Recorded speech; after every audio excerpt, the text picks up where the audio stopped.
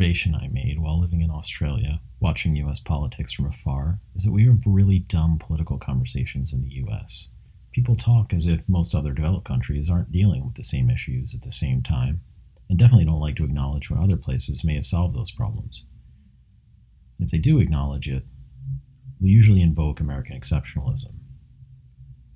Not exceptional in the sense of being superior, but exceptional in the sense of being unique or special.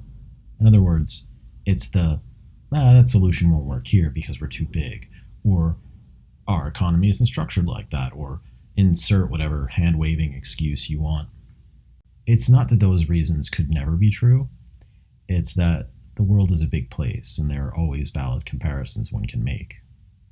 This sort of exceptionalism is very much present in talk around housing affordability. Here's a report from the OECD. Note that the US is not at the top of the list. Here's a great graph about housing to income ratios. Whatever we've been doing in the US, as crazy as it might often seem, is clearly better than most other countries, at least when it comes to affordability. That's not to say that housing in the US isn't expensive, it certainly is. It's just that what's happening is a global problem, and our problem is way less bad than most of the rest of the world. So we need more housing in the US, there's no question about that. And one place where I line up with YIMBYs is on infill housing. We need housing wherever we can fit it.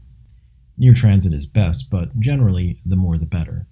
Where I split with some YIMBYs is over their relentless demands for upzoning at the center, no matter how dense a place already is, and no matter the cultural or historical costs, and taking extreme libertarian positions like, if that place had any market value, someone would be using it.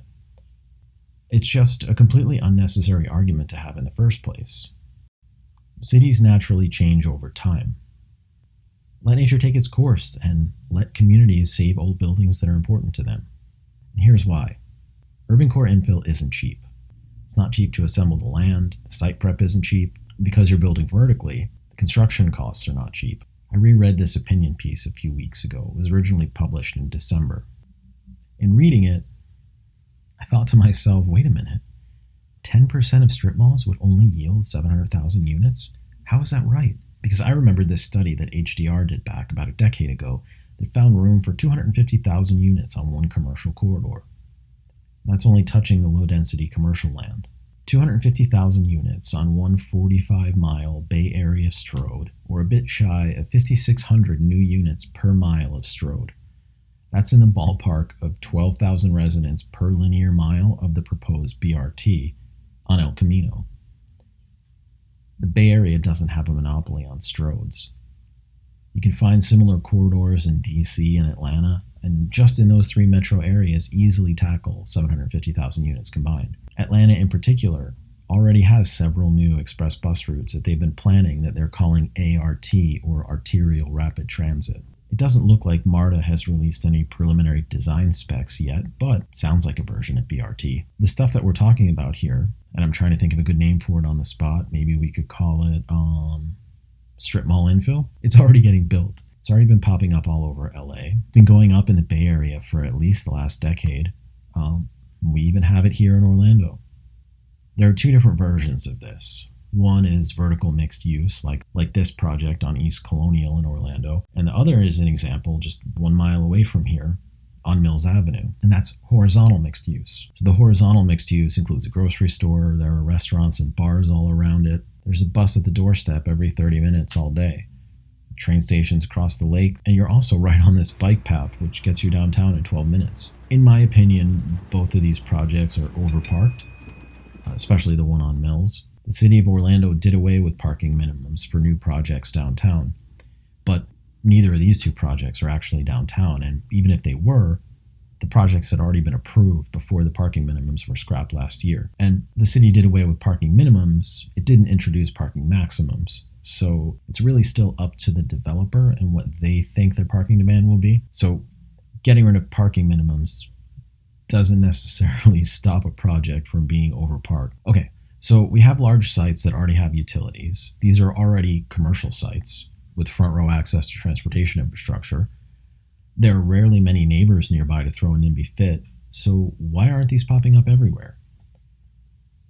The primary problem in getting more than built isn't the zoning. Even where zoning is technically a hurdle, it's not that difficult for a developer to whisper sweet nothings in a planning board's ear. The real hurdle is financing. It can be hard to convince lenders to take a risk on a relatively new and, in a lot of markets, untested residential product. That's also why you're more likely to see the kind of horizontal mixed use, like the one in Mills Park. It's so much easier to finance residential and commercial separately. And when they're not on the same parcel, it's much easier to do. Lenders don't like risk and they don't like delays. When your city has an arcane, Byzantine entitlement and permitting process, it's the same as waving a red flag. You're just telling people, go build somewhere else. And as I mentioned in the Planner of the Day podcast, as I mentioned, that sort of thing is usually on purpose, or at the very least, the people in charge of changing the process to make it transparent and fair are well aware of the current conditions and make the choice to not change it. Not only does this raise the cost of housing by restricting supply, but it also raises the cost by making the development that does happen more expensive. Every month of delay, every extra report that has to be delivered, every extra plan set costs money, and that cost gets passed on to the consumer, you. So yes, a start is changing the future land use from commercial to mixed use, and then getting your zoning out of its own way so that you have a flexible system that allows these projects to get permitted quickly and easily. And I should probably explain that because the distinction seems to be lost on a lot of people.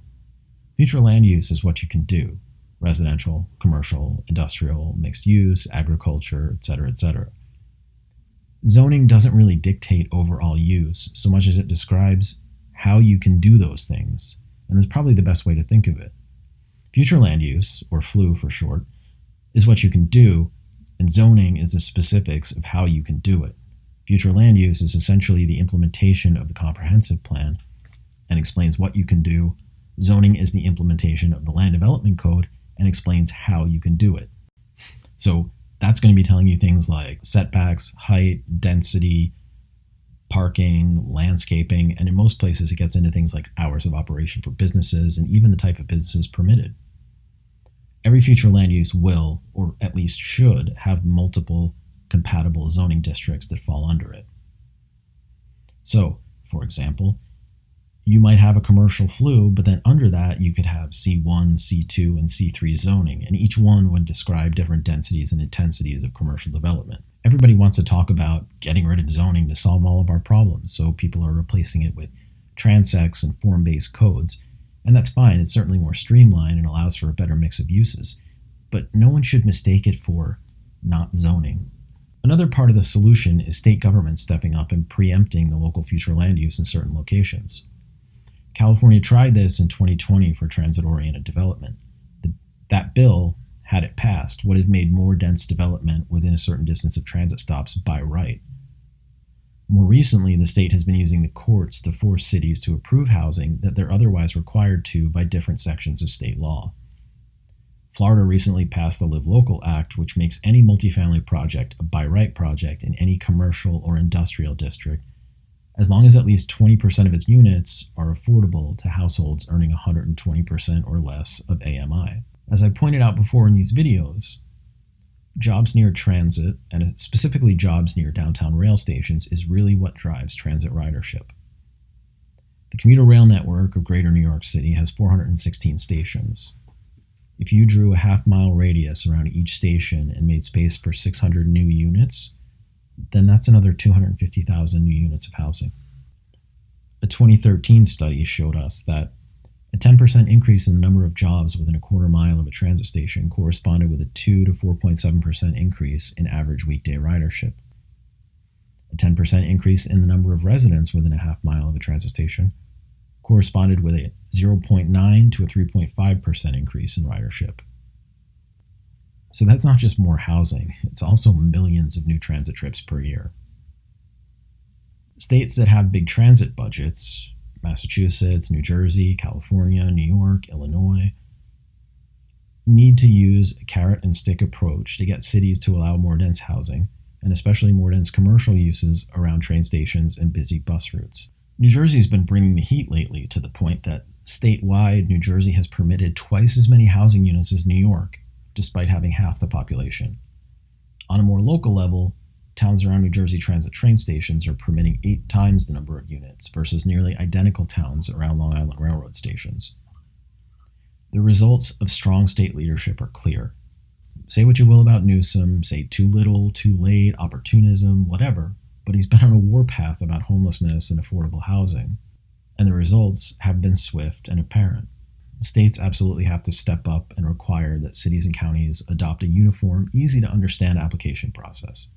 The land development process needs to be codified at the state level so that anyone trying to build knows roughly what the process and timeline will be wherever they're working in the state. Finally, the Builders Remedy lawsuit has spread out of New Jersey and is slowly gaining steam in California. You're welcome. Most developers just want to play nice, they want to get their permits, and they want to move on. But developers talk to each other. They go out for drinks. They have professional organizations. If a town is too difficult to build in, it gets a bad reputation, and developers know to avoid it and move on to, often literally, greener pastures. Builders, through their trade groups, need to start bringing the pressure through the courts that makes it very expensive for cities to slow roll or stonewall what would otherwise be by right development. It does work. We've seen it in Austin and Seattle and cities all over Florida. It's even starting to happen in SoCal. We just need more and swifter consequences for the politicians who are standing in the way. Until next time, I'm Jim. This is Urban Legends. Thanks for watching.